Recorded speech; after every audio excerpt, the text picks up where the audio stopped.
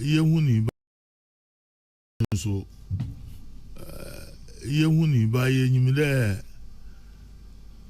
ye ura ye pedo yo mampeyin or Dr.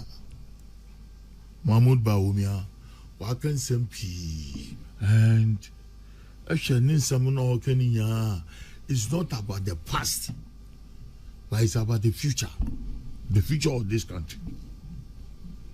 You know, my said there. So you know, beya or mangana for.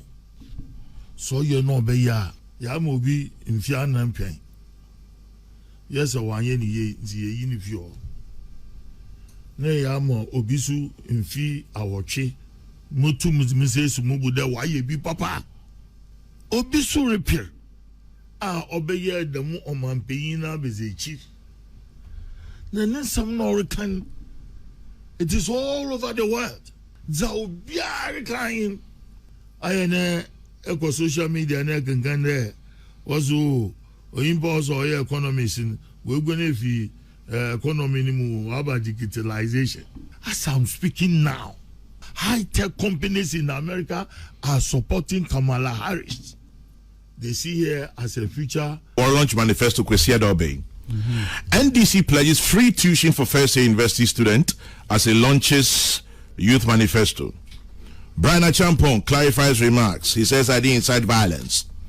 Brian Achampong will be a victim if there's a repeat of 2020. Abbas Mahama did no wrong, says OSP. Fixing the country movement says it's questionable.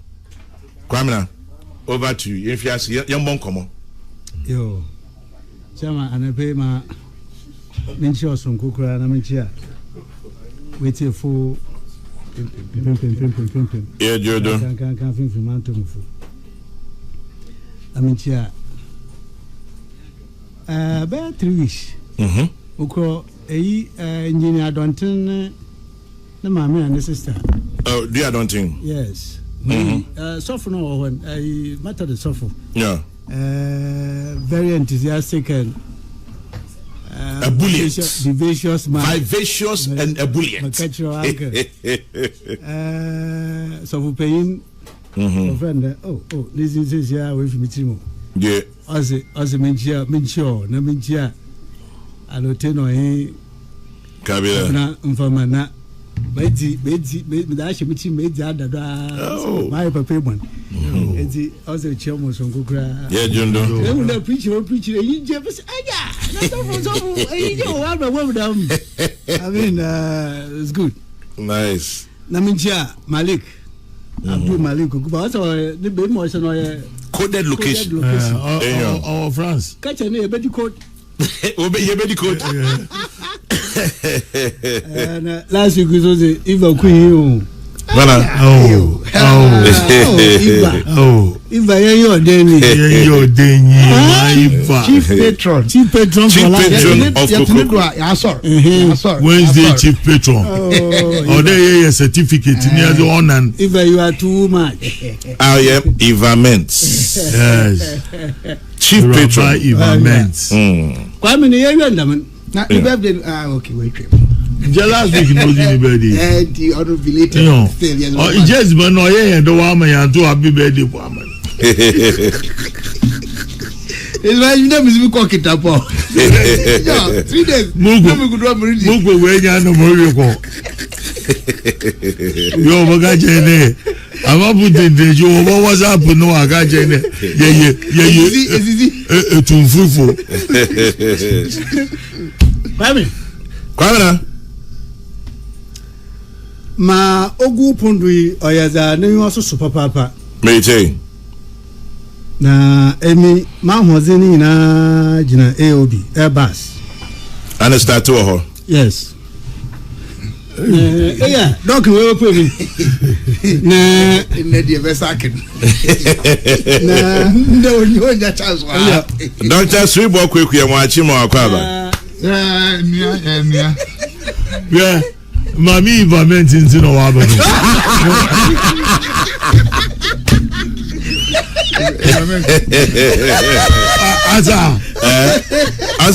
Also, baby said, "I mean, you want or chief director of Ministry of Finance." Okay. And now your chief patron Kukuku, especially Wednesday crew.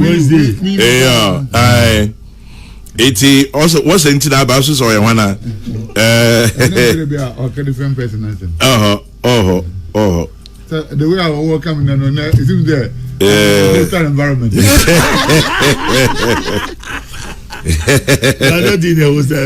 No, you are always welcome. You are welcome home. You are with us. Kwame na. Mr. Sana motu esim a market a man was in OSP doing. A man paying that John Mahama.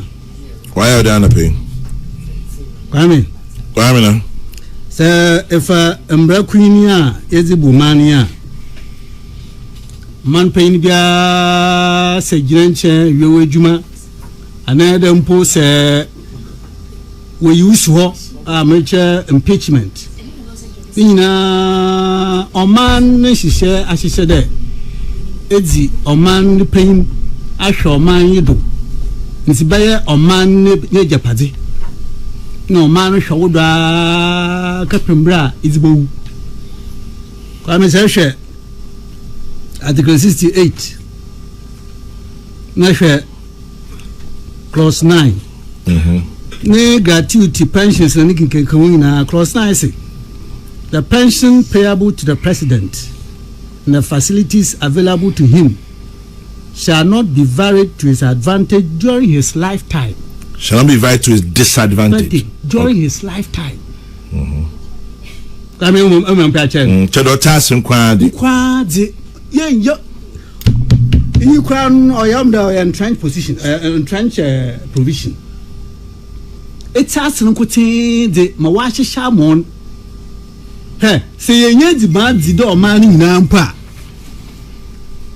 Queen each other, Mayacha Washi Shadamon, Monfansan Kada, Captain Bradboom. I say, your man, Japadam, no man, your boca, Yashawa, Yashawa. Now, one the year, audition ye, Ukasa. Kwame, why am Yapa there? A man who painful to me, sorry, in Cassantia, or man paying da. Though man paying or say Godu. Kwame Kajina ne Nkofeyim pressman enyim okro Oyapa East. Also yin pressman oyin your engagement. Otumi sho man pay no tell God catch no man pay no gbe na anu baya. Kwame, I don't know whether you ever heard it. The last 3 4 days 1 week whether you have heard this matter. So why the mentasi or candidate specifically? Kwame, who question oya media for the bisan about between ourselves and then Burkina Faso. Okay. Na ya no di ni de. O mai nche won he ne besa oyin de tension ba hentem. Yeah. Then bi ba hentem. Na o man pay America for friend kakran. Ukejia America ko bue na anu ba ya. Kwame obia America meeting so obi kada bue wa anu ba ya na ya kwasia. Sabio. I'm for Sabio on to one. No moment the Sabio to home, man found to home. Nay, Pacuno patch the Sabio, Yaquasia. Bill Benan by Ano Chado Yeda, Ocasifina Junum, Ongen, Quasia. Egua, or mine na she will yam da. Kwame, or mine, hey na, you're shedding yam, no catching a guedo, a gun. Oye na yesusum oye na yenyam oye na yesudo na ya yaudam sunku yimpa empempema ya wo manyim na wanguti etum enya dam yimdin akatrado na obi foforo otsedo tum kasa otsedam de o man paying kasa we na no baya. And I have not heard any condemnation from any quarters. Nananum nkasai. Asofum penfo nkasai. Na mayeja to me there, is that the way we are going to go? Former President Mama, Yamin Penguma Bonsam Femfra. It's an agony and there, Sanagony and there. Senya manu de sumina do, manu or the sumina do. That's all about your man payna. Obeja to me there, or mine, Mumbai, no service, Sana Horba. The home here. But Kwame. No, Kwame, I can. On your danu here. Ha! Ibotum or man paying, Ibotum are criticizing. You could be very aggressive. Aggressive. I only hear there. Obaya Rubashishe. Onunti, na Kwame. Bawomia, since 2008, our power. And pim, will take away from you. So be Botum. Or the reference Baba, Kasa, Bawomia Khan. Kwame. Since opposition time, as a running mate, all through vice president, 7 years, campaign warrior in Kwame, decency, decent person. Obi you about to make a son of places, see all the tests about there, but we made you hakadam. Oh, yeah, I hope I say. O man paying that I need to me other man. Need to me then, come on, sama. Approving no man paying no say God na hina. Oya da oya o man no sunsum. To be gina domain him catch no brain na no baya. Implying say do o man paying ya kwasia. I am drawing the attention of the entire country to this matter. The woman mentioned here he is taking us on a very, very slippery path. Quite marking the Marian and Brinty. I remember OSP. Or retail. Quite mean there. All this while I've been a number one fan of OSP in a man. I can't have that. Oh, I've been telling somehow about a man for what did this mean? I mean, I'm about to look. It's an institutional. Yeah, Pem Why Juma. Yeah, Pem Wajanado. Na Oman Naja Pati, Oman Nisika. Oman Mayameda in Adumo Dacha Hen. Say I was institutions are Kwame. Hon ya dina. Wotumna wo gbe wenwa gbe won microscope. O bia wo public office. Na hwe Oman Naja Pati na odan o hwe wonsem.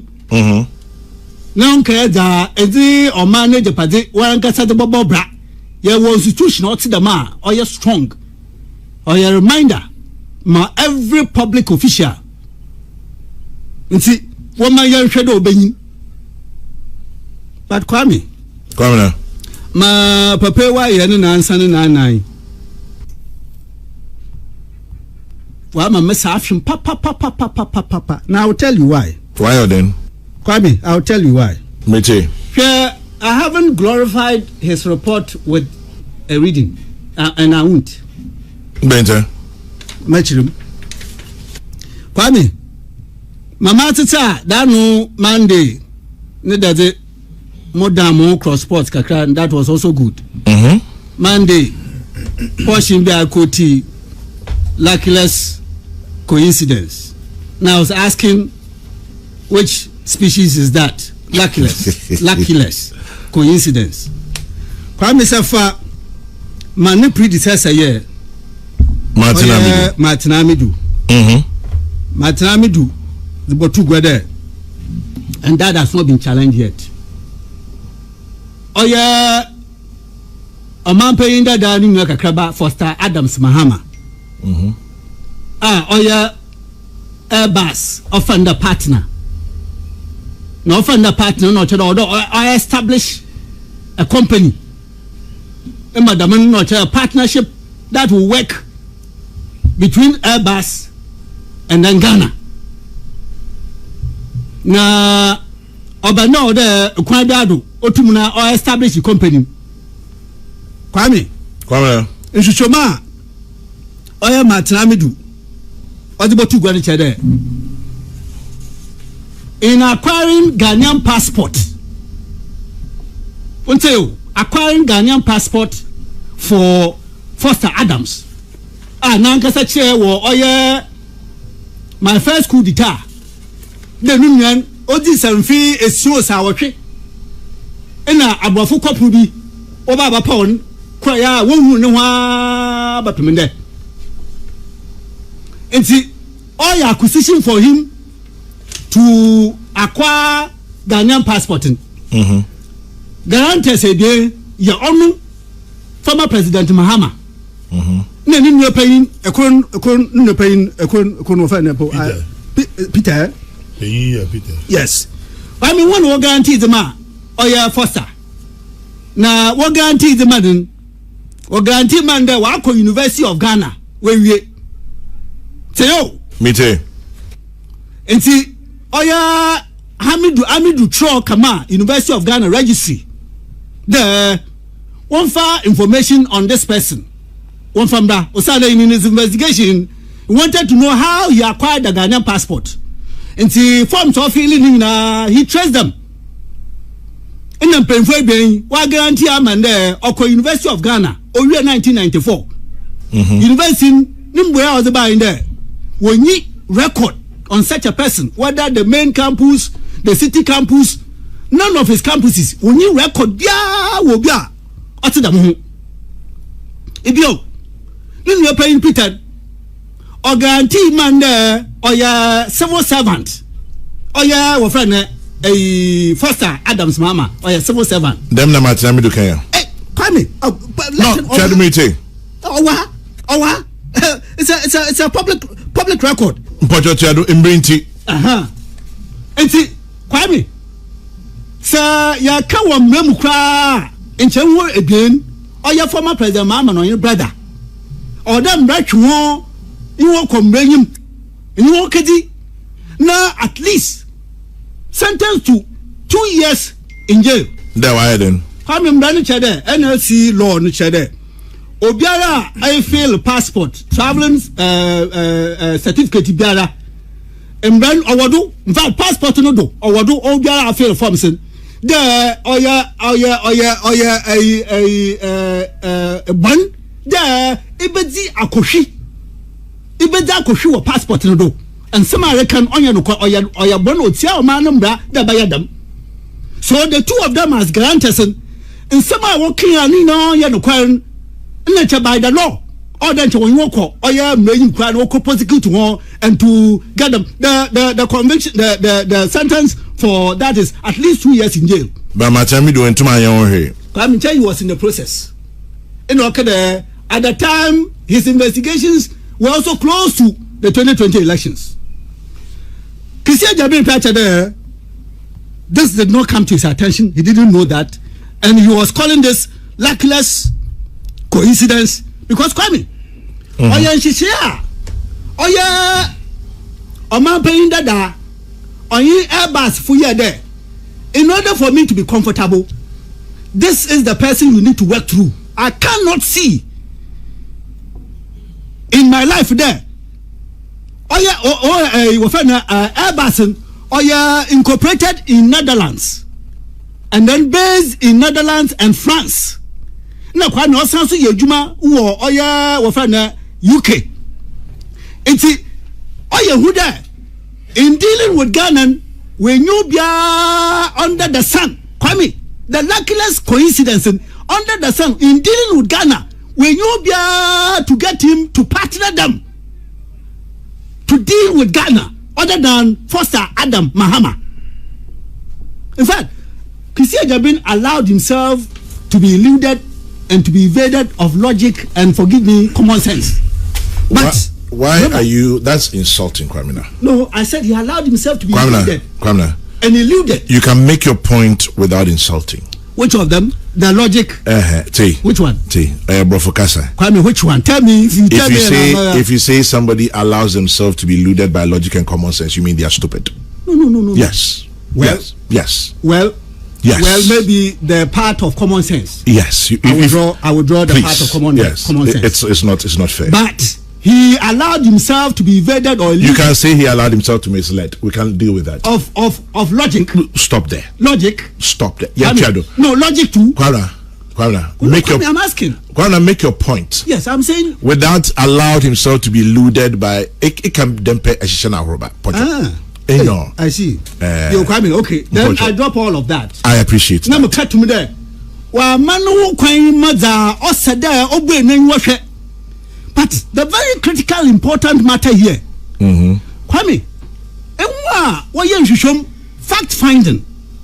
This whole thing was not even about opinion on point of law. This was about fact finding. And also Kwame, fact finding. Kwame, fact finding. Who were the primary fact finders? Kwame, who were the primary fact finders? The primary fact finder was the SFO of United Kingdom. Did he speak to them? But by his report, even though I haven't read, but as I've heard in the media, there he was unable to get them to speak to him. Anyone know what you show me? Now, Mama can't. Kwame, why don't Mama can't? Then maybe I will be now taking a step down. Kwame, the report from oh goodness, this one is leaving me. The message. Kwame, the report is this. Oh yeah, SFO, Oba paying or diamond, or the deferred prosecution agreement, or the clock cotton. Judge, you know, take women. Asne war.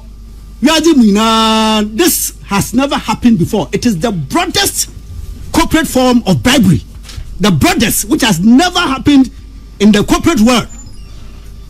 Now, what was the rationale for this whole thing by Airbus? The rationale was that what per there?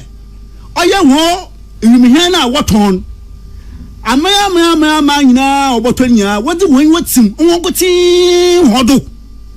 it is a way of betting what does that? And what would to me the or decision? Those who have the power to decide or they want for Kwame. What the at the Muzibasha wants him, Madam Minty, where two when your home, the bar was when we see, or yeah, Airbus do. Only certainty. Now, Kwame, why are the musician? Emma, what you and I'm very, very pained that this report, my system is what here the Mexica or close to $5 million, 5 million euros. What the man? Oh yeah, the Ghanaian official one.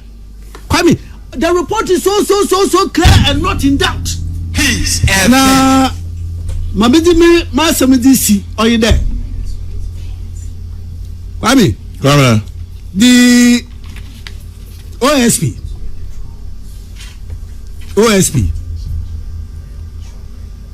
Why Allotey?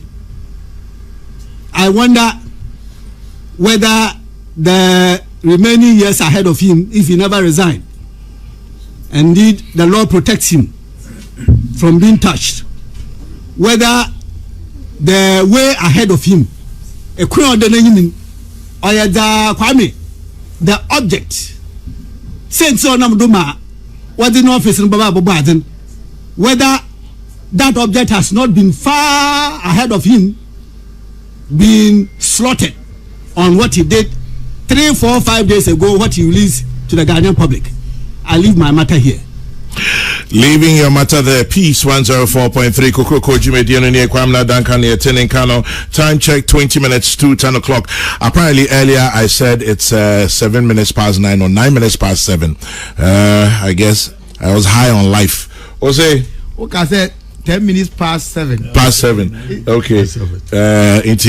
I guess I was high on life. Inti mo fan chemi. Why I know from Brejo. Media no OSP kan ho asem. Inti kwame na hu him. By the governing board of the National Lottery Authority (NLC) Fantujam that the following companies have been licensed to operate lotto business in Ghana. Companies and Babe Bubodi Yamona NLA Amomutumi Krata se umbitimi lotto ejuma e Ghana ham. KGL Technology Limited, Blue Star High Tech Limited, Luma Facilities and Trading, Zeta Technologies, Fortune Synergy, Afri Lotto Systems, Game Park Limited, and Wolaki Ghana Limited. It is also any other company for business. Wala Muswa Airlines since Simona Muye Jumanum and let's say task force num ebe yejuma e wo muso dindindin. Kwabra, any comments? Kwam now started from AOB. Then a person so far. Oh, Chairman General. Kwabra Maybe I started with a manifesto launch on Sunday. Say me can want some kakra say NPP to launch 2024 manifesto in Takrady on Sunday. Yeah.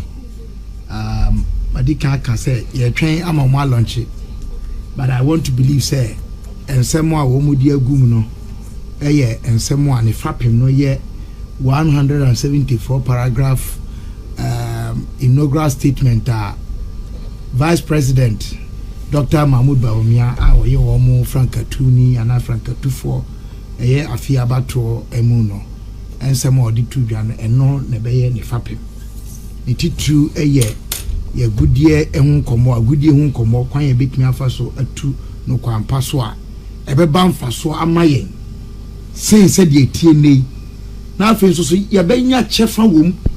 I want to make this point, say the fundamental problem with the mining sector, ownership.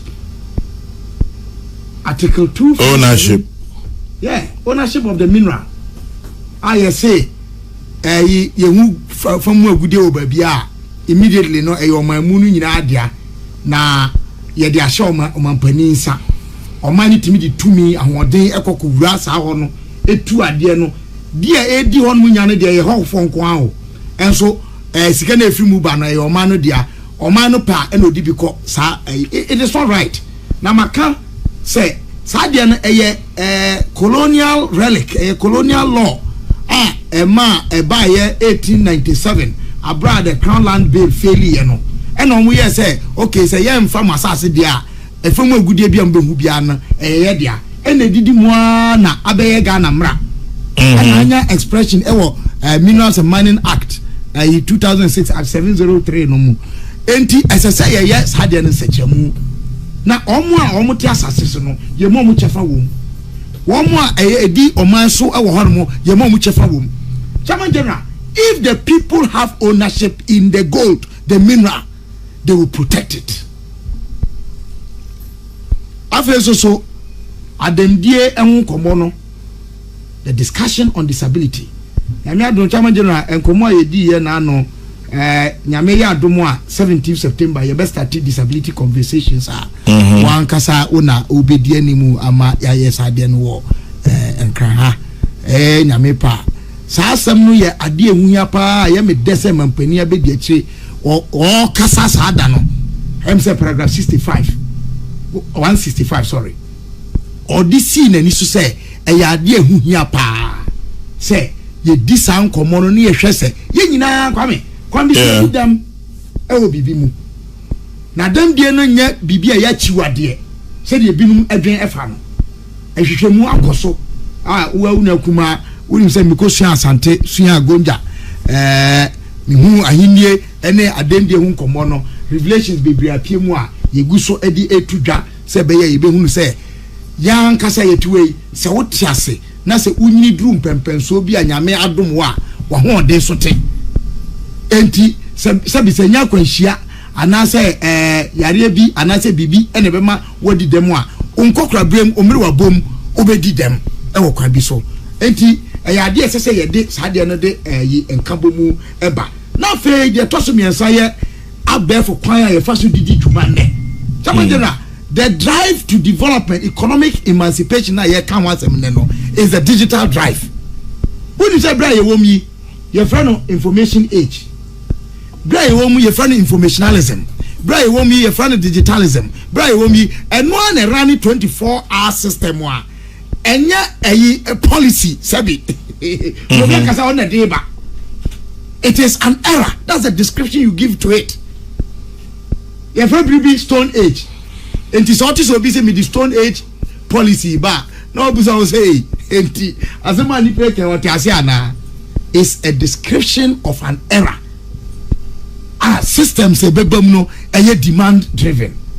Chairman General, me feel say me de no be si won mo na maka say ye hye wo mo den na ye bompa so say enye manifesto keke.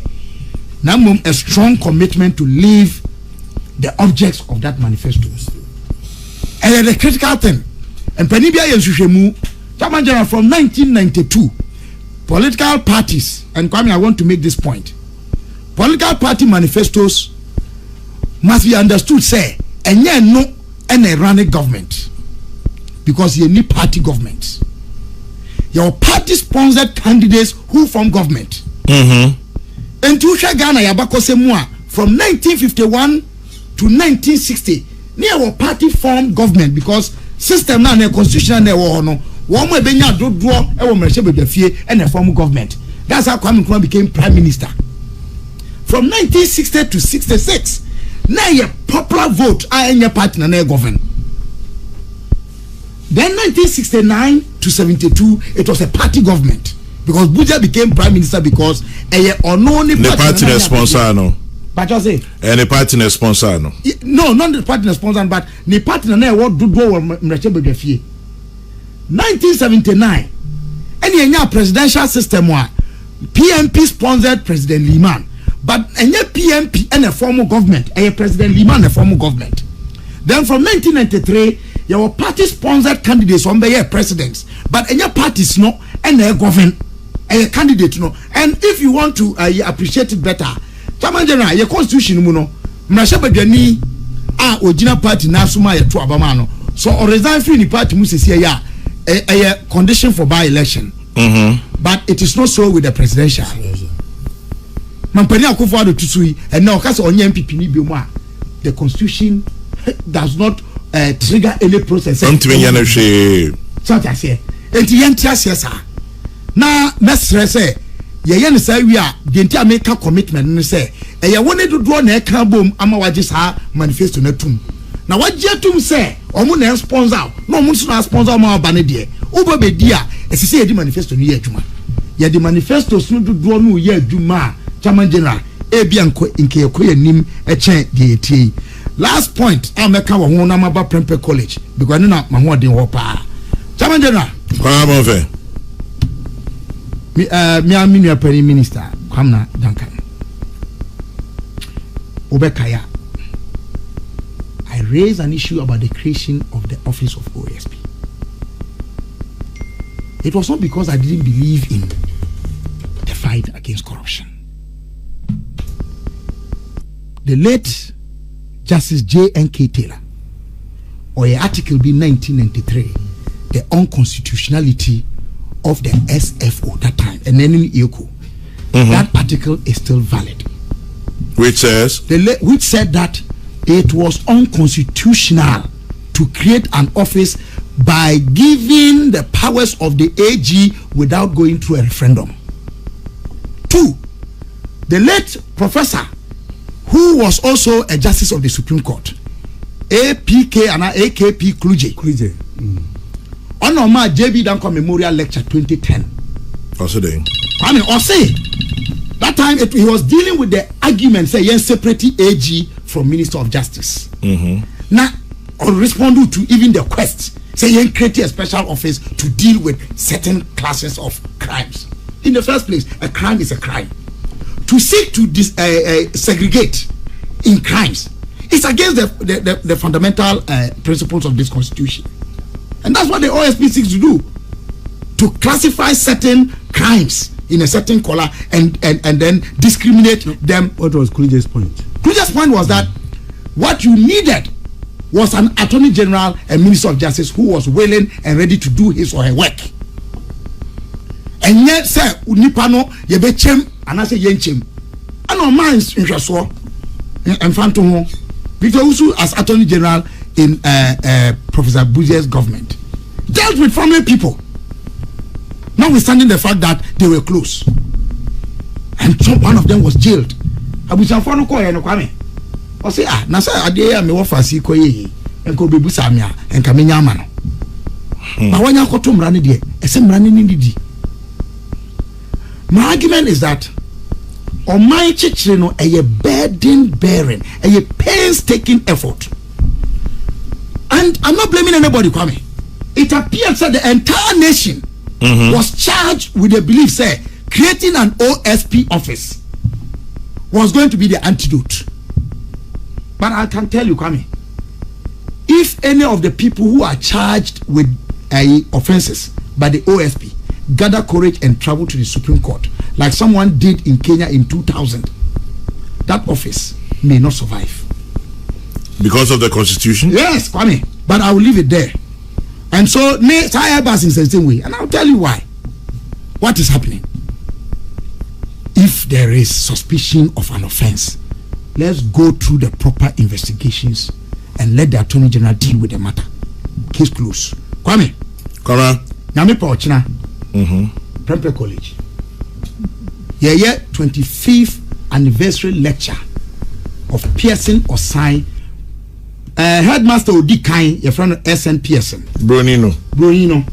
And Bibinia Odi Kain, be your headmaster. Also your friend T.A. Osai. Chairman General.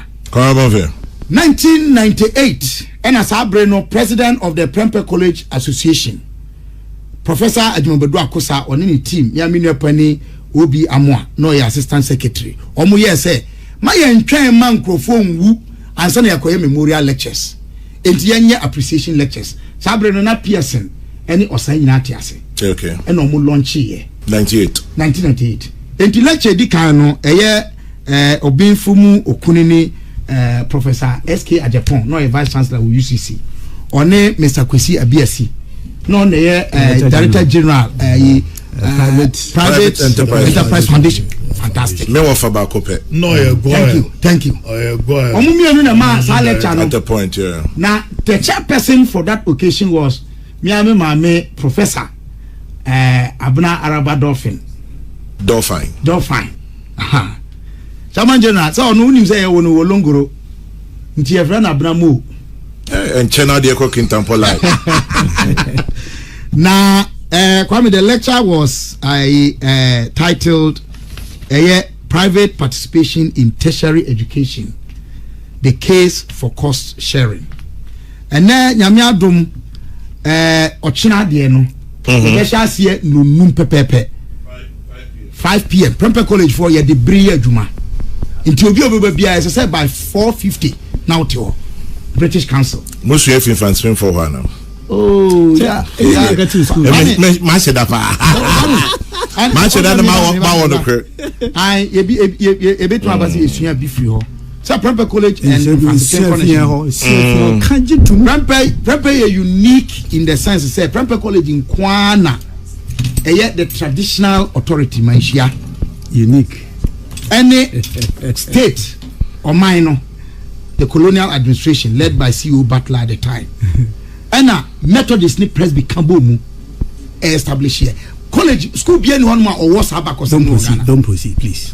Don't say things you don't know. I refer you to Edubwa his making the making of Ghana. Go and read. Yes. Go and read and see. Said they. You are talking about trilogy of chieftaincy of. I didn't say trilogy. I'm giving you 4. So what? A quadruple. Which Methodist, Presby, state, and traditional. And do you know those? They don't argue. Anytime. I'm only questioning. Okay. Don't proceed. They're unique. I'm not just announce the fact that this lecture argument. Now why this whole Dr. Joyce I and about the lecture no. Ochina 5 p.m. British Council Hall. And I don't know. Now, providing leadership in service to society. Providing the necessary leadership in service to society. Inti yame pa ye nyina yemra na kwame asem dey wo mni say me ame papa mampani dada His Excellency John Ajekum Kufuor Obeba Hobi. Sa inaugural lecture na ye no 25 years ago no. A one of the pioneer students, Senior Yomanu Sapon, former governor of the Bank of Ghana, Oshen come say, Abani between 2000. Prempeh College, ya di post ahudo bebreni ni president da. Na enya me pa e be produce. Ampa so 2000 ye kwoto abano e na papa di nkunimbe ye Ghana mampani a wo free Prempeh College di kan. Ghana di nfie aduonum 50 years of Ghana.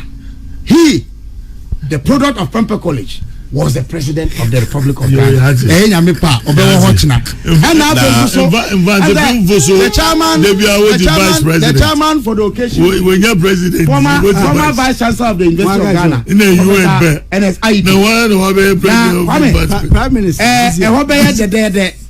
And someone edi nyan ebema of my Ghana. Now friends so see nyina ya pe kwan pa say ye de bre ebe ye adwuma ama oman yi ye hawa wodo bebre no so ate no aye adwuma tan na me ko no Kwamina obi aponchi Kwamina Kabila name also KK nyina who's the guest speaker Anachimotan. He's a Chimotan per second. And a associate of Prempeh College. And Professor Ite is also an Chimotan. Yes, we finna have to just make a say we na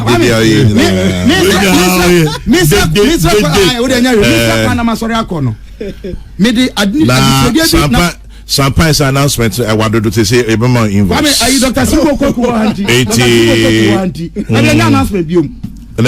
Miss Rese, one more person pre-bedi Ghana yenimno. Say presidential aspirants. And they are not yet candidates. Omunsua Ghana mra. Easy for ye dear pa under Professor Dr. Farija. Mu ye electoral laws de maye. Doc, Miss Remo, muso nkrofo eto mra. Montini wo mu don't entertain it. Section 10 of the Political Parties Law 2000 Act 574. What I say? Prohibition of certain identifying symbols. No prospective political party shall submit to the Commission for the purpose of registration under this Act any identifying symbol, slogan, colors, or name which is the same as the symbol, slogan, colors, or name of A, any other registered political party, or B, of the Republic. Which so Bill Boss and Crawford BD yes or presented the Ghana flag bobon. Ghana flag. Yes. Then show your symbol. Ghana flag. You cannot advertise with the flag of Ghana. No, please. No. Oh, how the mami come say. Ghana flag interpretation. Is it a party symbol? Now some of the parties come. Oh, that's an interpretation. I'm a someone anti. Interpretation you are wrong. That thing is there will be an abontimbiano electoral commission. So the bar more follow nomination and I will indicate you symbol. Very good. Just happened with my cassette. They don't have the right to do that.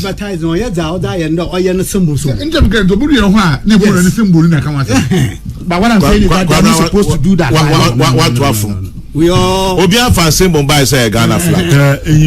In fact, this is what Kweku Baku described as premature ejaculation. Premature. Now the election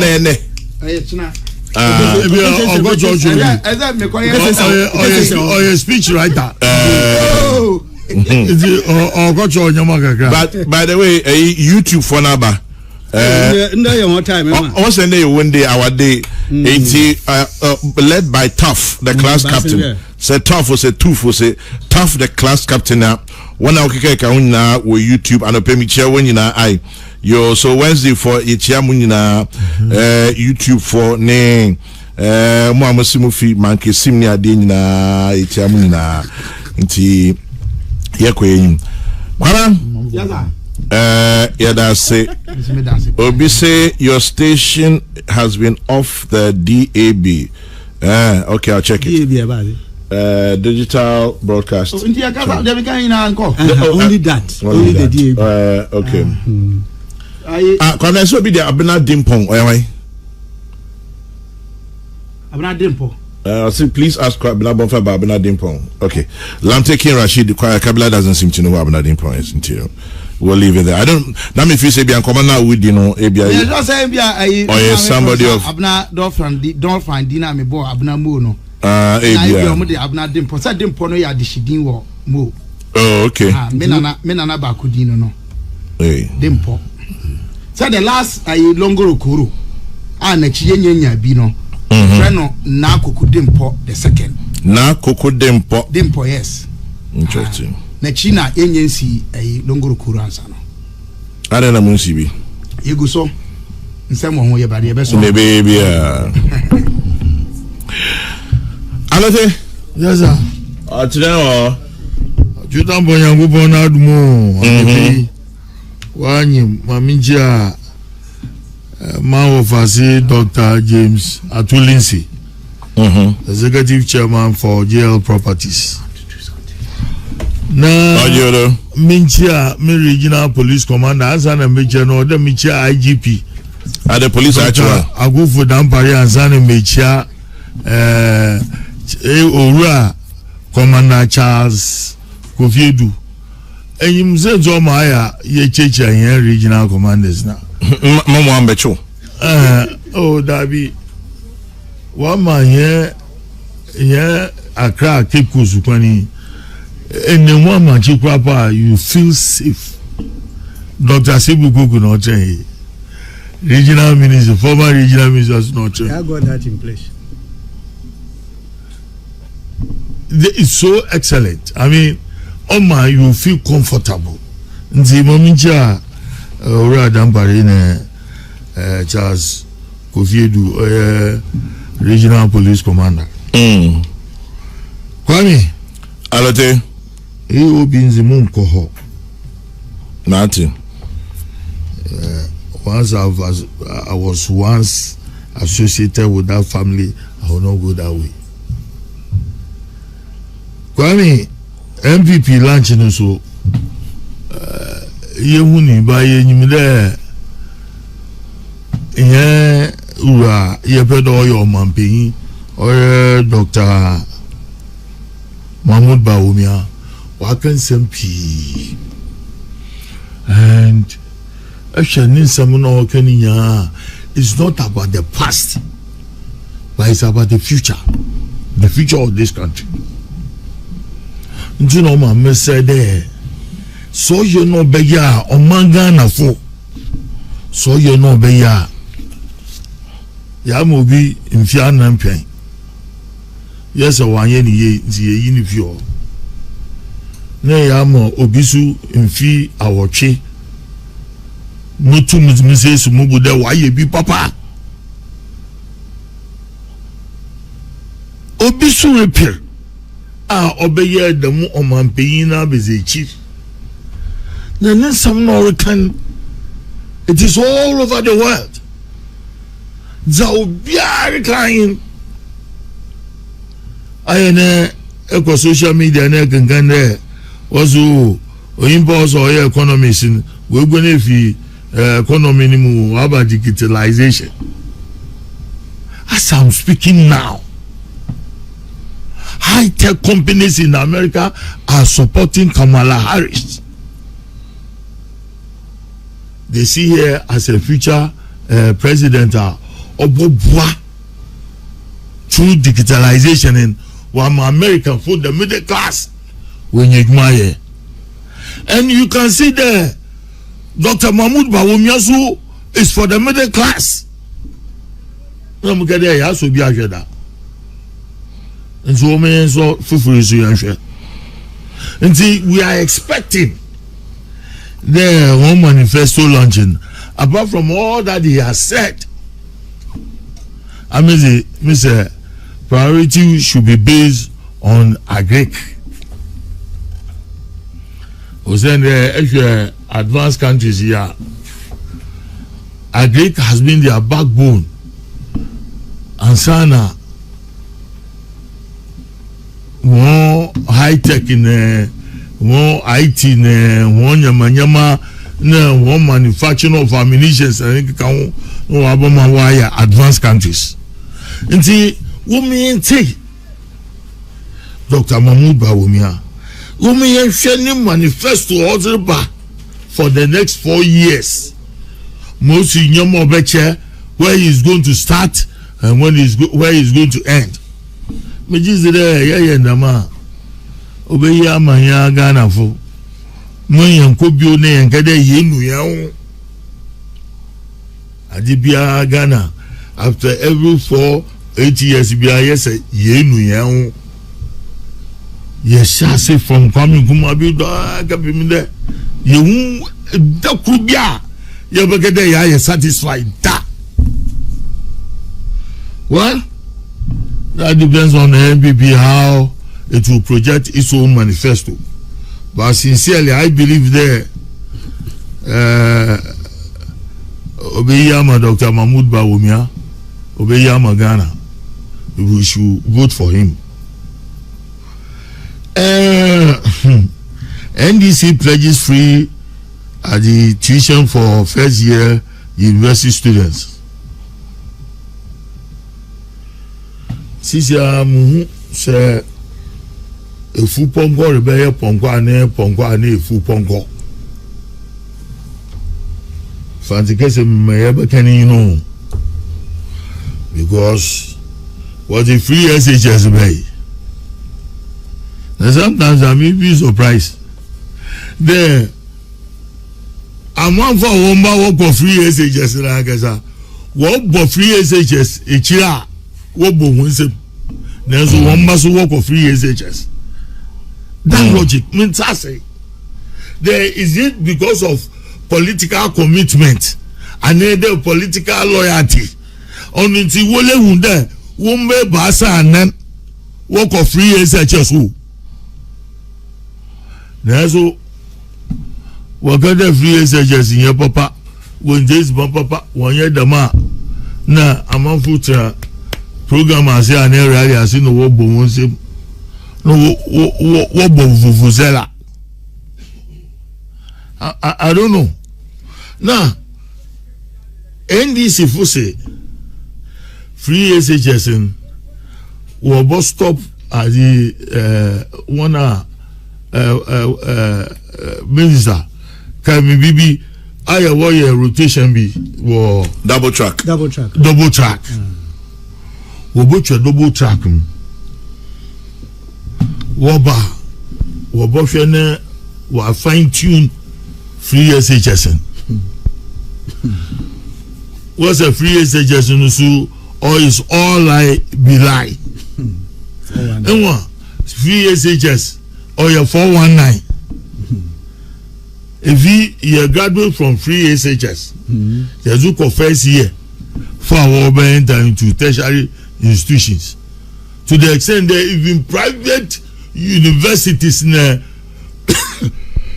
excuse me private secondary schools in Yabo one about free SHS you magada or your bomitrika afterthought something that can engineer noise making. Yeah, was a bema Obama argument, echo social media, echo radio stations, TV stations. Yet the big day for about 1 month. You will be in a boom, the topic you on review. Until to those who believe it, one yinzi. But say with the fracture. As someone working war offending maybe a walker lunchy at the way UPSC or Bukum at the boxing arena hall or lunch or UPSC UPSC oh I see youth manifesto na making yeah we know quick I see that's the minimum at the Dioma. I don't follow their steps. Until no America them. Now, someone working. Peace Already there's in this student loan scheme. I watch a Quimbia work for that. And guarantors na nika kaunazi. And you are coming to tell Ghanaians there. First year fund will be used to student loan scheme and then what na within free access to first year. Well, I mean, there has been a launch of the student loan scheme. We change the dynamics in Yara. And I don't know. If you as Ghanaians, politicians look at us as being gullible. Peace FM. To the extent there, Bibia or there Yefa, Bibia or there Yejitum, Bibia or there Yewono say, as in unrealistic. What if Obetumaya? Kwame, Obetumaya and Jawaya the Dada. Obetumaya, I won't criticize when I was with the NDC. But as in Obetumaya, Jaya the Dada. Yeah, state housing, state housing. But won't do see enough houses for Ghanaians. No, we can see at the student hostels. The very party in opposition is saying the economy now will go. There's no money in the system. So how are you going to generate money in your first year of governance for you to put up those structures? But talking about state housing, Virus is doing some magic there. Oh, I know. But what I'm saying in there, if you look at the housing deficit, most has seen, and if even private at the estate developers, you have to provide enough. So when it comes in there, we do collaboration with private IDPP, PPP. Once you have once said the economy has collapsed, Ghana news guy you paswa. There we get see student hostels. It's not possible. These things you leave it to those tertiary institutions. To them are UGMC. Professor Amos Okati Sordin, for what I know, the praise even should be given to Professor Aite. One bonizino kupo. The as old Lagonites was shame with Prof working the Mazin when you loan from Israel. It's not mentioned. Professor Aite one bonizin. No, about Professor Amos in it. But look at it. What went through before? Nzana student was in the nation, which is student was the first year students are will be free tuition no work at the tertiary institutions. Now, the last thing I want to talk about it in the criticism about free SHS there, even with Tweaa. Yeah, some more can it come back to us. Oh, hit here. The free SHS in John other way and free. Even with Tweaa. Some parents are rich. While somebody was taking there, look, it's across board. Obi said no, it shouldn't be across board. Now this tertiary first year students, and you say some parents want to be Kwame, on your some last one on Brian Champo. And one Brian Champo, why so you need to see Obutume Pu Kaka. Kwame, you know him Pu Kaka. Na mejizi there asamo ken wankade wo bo twitu ane wo bo buru nkrofo ane wo be basabasa and I will agree with him the any clarification on what he said. What Eastern Region Tama Dr. Mahmoud Bawomi Akohon. We have all means to win our elections. I don't hear in there. It just able not to educate your polling agents very well. From the polling station right up to the National Collation Center. Oh yeah, at the Electoral Commission for my head office. Simple. A lot of simple me that say. In the meantime, my YouTubers me chiamano pay. Wabe gudu bebre. Maybe that's a simple. Maybe that's a. No man, make that simple. Okay, pottery. Fetcham. Ne. Some people. Okay, I don't review. It's okay. That's simple. I'm do also review. Some people are introducing verbal violence onto our political arena. Which doesn't speak well for us. Speak well of us. Na more be in there who turn people away from day of voting because say he obey them the in some winya more be in them we are not seeing that. And say, Mr. Politicians, the young Kasemun, we should be so careful in our presentation.